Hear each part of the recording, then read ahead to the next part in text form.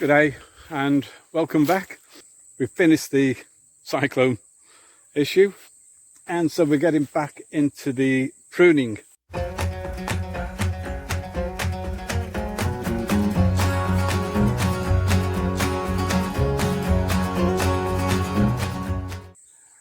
As you can see, they are pretty dense and need opening up.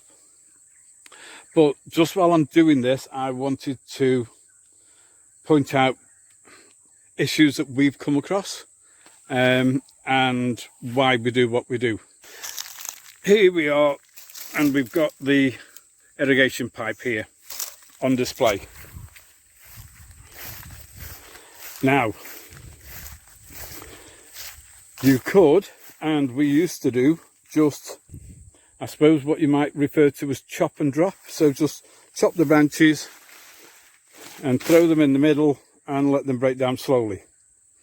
Problem being, this here is quite thick, and that is lots and lots of hidey places for things like rats, which then will damage your potentially damage your irrigation pipe, and also hidey places for them to be during the daytime. Then they come out at night and chew at your fruit, especially during the dry period.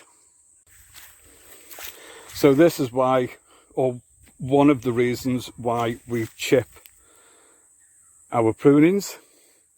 It makes more immediate contact with the ground. Yes, we've just come through a drenching after the cyclone, but we could go into quite a dry period. So it's less hidey places for any vermin, any rats. It gives better contact with the soil. If the irrigation pipe is underneath the prunings or the mulch, that will, as it sinks into the ground, roots will start to develop around that. And an issue that we had in the past, not with our irrigation but with our actual water mains for the house, was that you get this little, I think they're called wireworms, that just basically drill the tiniest of little holes in the pipe, and then you lose your water pressure, and yeah, that then becomes another issue, trying to find out where the leak is. So what we do is, after we've pruned, just come along, lift the pipe, bring it up above the mulch, and just having it sitting on top of the mulch. Less risk for the roots getting around it, less risk of these little insects or grubs, whatever, that bore into the pipe, and also it's then visible for when we are back pruning, because we can see where the pipe is, and more importantly where the connection is, so that we don't stand on there and damage that and break that. This here, with this wet period, got all the mushrooms coming up, which is a good sign. Now that I've pruned, I've just spotted a fruit up at the top that I need to remove, because we've already got 3 good sized fruit coming here, and we've already picked I think 2 fruit off this tree. So yeah, we'll up there, I'll remove that one. It's on the thinnest branch, it's out on the far extreme of that branch, which will then lead to weighing that branch down more horizontal. Don't want that. It's coming up for dinner time. The humidity after all that rain that we've had up here is, man, you only need a little bit of sunshine and the humidity goes through the roof. Alrighty, so I'll catch you later with whatever else I'm doing. So pruning is finished on this trellis here. Finished yesterday mid-morning, but man, way too hot and humid. So next morning now, get this chipped down, then we've got to move on to the other block of jackfruit, and in the meantime, or in between, I think I'm going to have to mow, which is not too bad. If I get the physical stuff done in the morning and then mowing in the afternoon when it's really hot, yeah, it's just a little bit, oh, let's go this way, a bit more comfortable. Yeah, it's hot, it's stinking hot, but sitting on a mower is not like mega hard work. These are some of the little critters that we have to contend with sometimes on the farm. I'm not going to get too close, but they are paper wasps. And if you disturb them, they inflict a very, very painful sting. They'll actually chase you, won't they? Yeah, they're really aggressive. Very aggressive wasps.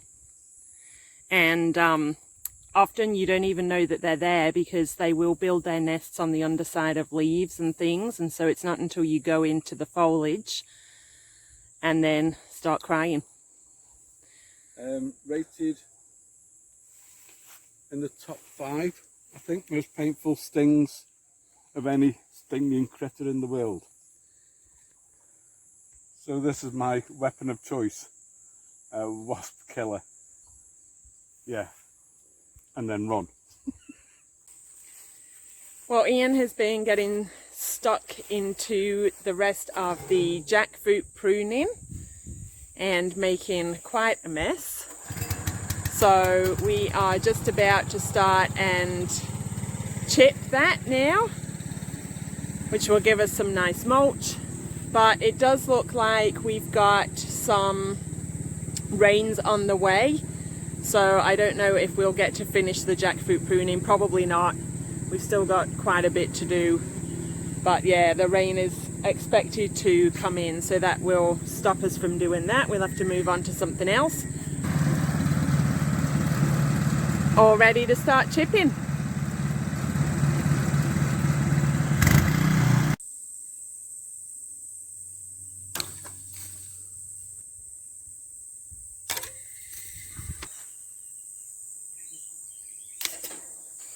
Last trellis.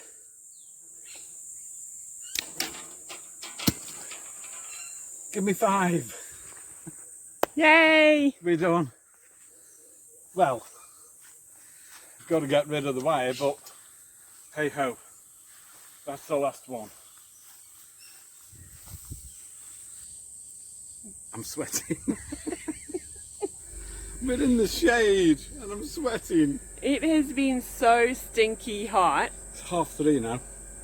It's 3:30, and even when we get up early in the morning, it's just as hot at 7 o'clock as it is at 10 o'clock, 1 o'clock. It just doesn't seem to get any cooler at all.